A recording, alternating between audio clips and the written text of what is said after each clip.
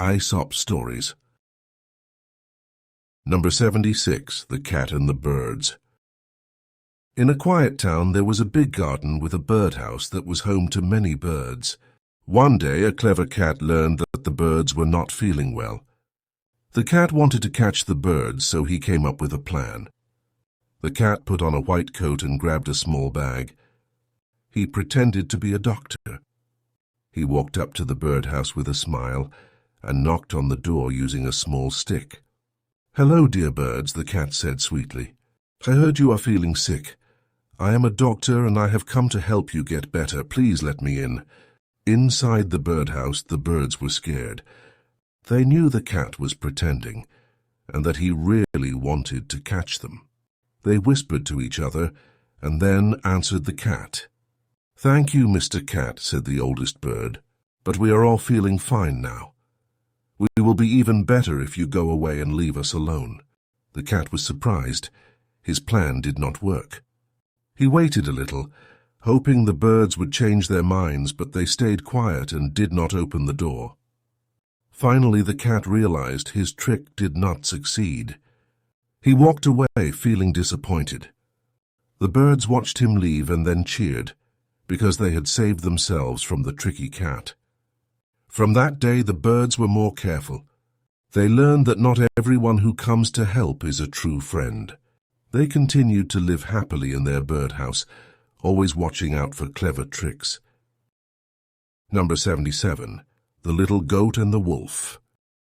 Once upon a time, in a small village surrounded by vast forests, there lived a little goat. One sunny day, while the little goat was playing, he found himself on top of a house. From there he could see far and wide, and he felt very safe and brave. As the little goat was looking around, he saw a wolf walking slowly below him. The wolf seemed tired and hungry, and it was just passing by the house. Seeing the wolf, the little goat thought it would be fun to tease him because he felt safe on the roof. "Hey, wolf, you look so weak and slow, you can't catch me up here," the little goat shouted, feeling very bold and secure.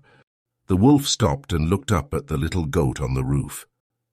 He was not happy to be teased, but he knew he couldn't reach the goat. With a calm voice, the wolf replied, "Little one, it is not you who are brave, but the roof that holds you up. You can tease me because you are up there out of my reach." The little goat paused and thought about what the wolf had said. He realized that he was only brave because he was standing in a place where the wolf couldn't get him. The wolf continued to speak. "Remember, little goat, it's easy to feel strong and safe when you stand in a secure spot. But always be kind, for time and place can change, and you may not always have the advantage." The wolf then walked away, leaving the little goat to think about his words. The little goat watched as the wolf disappeared into the forest. He felt a little ashamed for teasing the wolf just because he was in a safe place. From that day on, the little goat learned an important lesson. He understood that being in a high or safe place can make someone feel strong, but real strength comes from being kind and fair, no matter where you are. The little goat never forgot the wolf's words. He played and roamed around the village, always remembering to be kind to others no matter where he was or how safe he felt. He grew up to be wise and respected by all the other animals in the village, always remembered for his good heart and fair play. Number 78, The Frog Family and the Big Ox. Once upon a time, in a peaceful pond full of lilies and cool water, there lived a family of frogs. The frog family was happy and loved playing around the pond, jumping and splashing in the water. One sunny day, a big ox came to the pond to drink some water. The ox was very large with huge feet that made deep sounds as it walked. While the ox was drinking, it accidentally stepped on one of the young frogs who was too close to the water's edge. Sadly, the little frog was crushed and did not survive. The mother frog was away looking for food, and when she came back, she noticed that one of her little frogs was missing.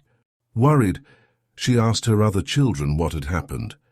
"Dear mother," said one of the little frogs, his voice sad, A huge beast with 4 big feet came to drink and accidentally stepped on him. He was so big that his foot crushed our brother. The mother frog was very upset and could not believe what had happened. "Was the beast as big as this?" she asked, and she started to puff herself up as big as she could to show the size of the ox. "Stop, mother," said another little frog gently. "Even if you puff yourself up many times bigger, you will not be as big as that ox. It was much, much larger than you can imagine." The mother frog tried to puff up even more, but the little frog stopped her. "Please, mother, do not hurt yourself trying to be like the ox. It was an accident, and puffing up will not bring our brother back." The mother frog listened to her wise little frog. She stopped puffing up and took a deep breath. She realized that no matter how much she tried, she could never match the size of the ox. It was a sad moment for her, but she learned something important. The mother frog gathered her remaining children around her and hugged them. "Let's be careful around the pond," she said, "and let's remember our brother by always watching out for each other." From that day on, the frog family was more careful. They played away from the edge of the pond, where the bigger animals came to drink. The mother frog always remembered her little frog's wisdom, reminding her children that being big is not always something you can achieve by just wanting it or trying to puff up. The frogs continued to live in the pond, enjoying their days and remembering the important lessons about safety and the limits of trying to change themselves. They were a happy family, treasuring every moment together and always being cautious near the water's edge.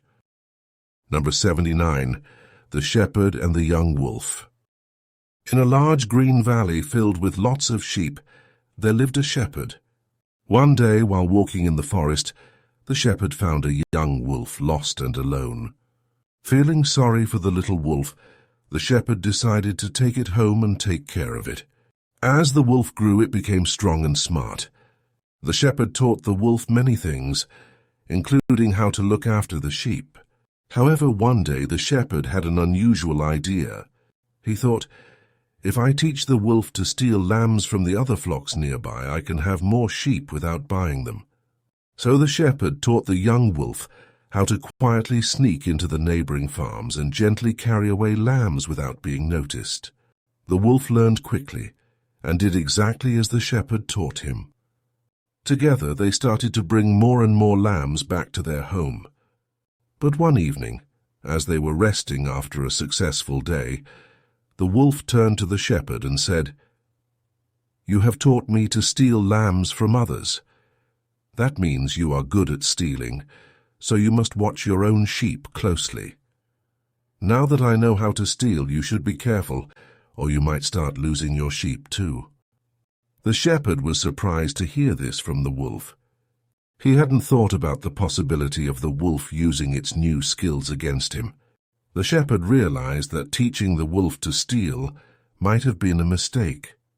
If the wolf could steal from others, it could easily steal from him too. That night, the shepherd couldn't sleep. He kept thinking about what the wolf had said. The next morning, he looked at his flock and felt worried. He decided he needed to change how he lived. He did not want to be a shepherd who stole from others, nor did he want to live in fear of losing his own sheep. So the shepherd stopped teaching the wolf to steal. Instead, he worked on making his own flock stronger and healthier. He built better fences and took good care of his sheep. He also returned the lambs they had stolen to their rightful owners, apologizing for his actions. The wolf, seeing the change in the shepherd, also changed. It stopped thinking about stealing and began to use its strength and skills to protect the flock instead. Together, the shepherd and the wolf became known in the valley not for stealing, but for having one of the healthiest and safest flocks around. From then on, the shepherd and the wolf lived happily, taking care of their sheep.